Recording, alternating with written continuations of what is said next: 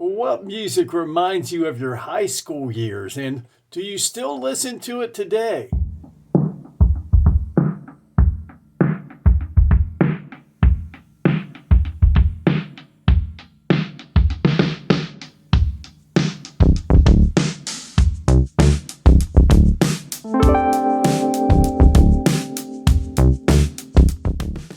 I'm Mike Lamneck. It is Music Meanderings, and today we're talking about songs that take you back to high school. Of course, not literally, but in your mind, you hear a song, you hear an album, and it just takes you back to those high school days where maybe things were just a little bit easier.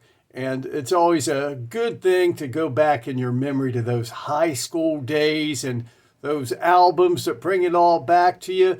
Now, that's going to depend on when you graduated, of course. Judging by the ones that I mentioned today, you will see that I graduated in 1980. So most of my musical memories are from the late 70s when it comes to high school. And the first one's REO Speedwagon and Nine Lives. First time I saw REO live was on that tour, the Nine Lives tour, and what I really consider to be their last rockin' album. After that, they found the road to riches with High Infidelity. Nothing wrong with the albums that came afterwards, but I just don't consider them to be as rockin' as the ones that came before them. And, well, I became a fan when they released their Live You Get What You Play For album. And was also a big fan of You Can Tune a Piano, but You Can't Tune a Fish. And if you're an REO fan, this one perhaps you haven't checked out, take it out for a test drive. See what you think of REO Speedwagon and Nine Lives.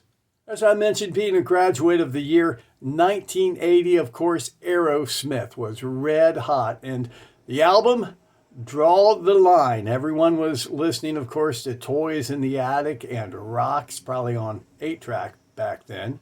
By the time Draw the Line came out, of course, the expectations for the band were sky high, and it still ranks as one of my favorite Aerosmith albums to this day. In fact, the band was so popular at the time, tickets to their concert that year, the Draw the Line tour, were sold by a lottery system, and you had to mail order in a request. Music has the ability to trigger memories, doesn't it? That's what we're talking about today, and songs that make you think of those high school years. Well, one of those with me is the Eagles' album Hotel California. Now, it used to be a big deal back in the 70s when a station would switch formats. And one of our big local stations programmed what they called beautiful music, what some people would call Muzak. But they announced they were going to switch formats and become a rock station in February of 1977. Well, there were a lot of people anticipating that change. In fact, I cut the class that day to hear the new rock station sign on, and appropriately enough, the first song they played was the Eagles and New Kid in Town. So whenever I hear that song, it just takes me back to that time. Well, acdc was definitely a big part of the soundtrack of my high school years. Their music could be heard blaring out of cars, out of windows, at parties, anywhere high school kids hung out. I remember hearing a radio interview with Angus Young, their guitarist, and he was going to play a concert. The band was going to play a concert in our area. And he said, at the time, acdc was bigger in my hometown than they were in their home country of Australia. Music from your high school years. That's what we're talking about today.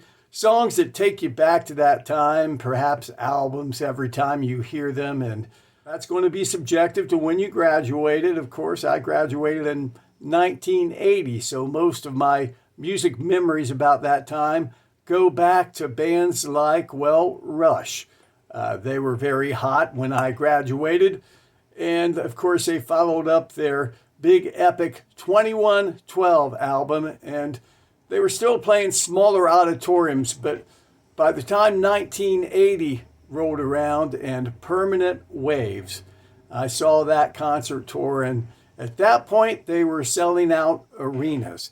And oddly enough, when I saw them that year, 38 Special was opening. That seems like an odd combination, but back then, they would do that a lot of times. It wasn't necessarily two bands that played the same type of music. As long as they were rock, they'd both be on the same bill. So you had Southern Rockers 38 Special opening up for Rush. And both of them put on a fantastic show. And I just knew the next day at my high school, as they always did, all the kids were going to wear their Rush t-shirts that they got the night before at the concert. So just to be different, I decided to get a 38 Special shirt. So I got a Wild-Eyed Southern Boys jersey so I could wear that to school. So what music reminds you of your high school years, and do you still listen to it today? Comment below. And, well, probably one of the biggest bands, of course, in the late 70s was Van Halen. Came out with that debut album in 1978.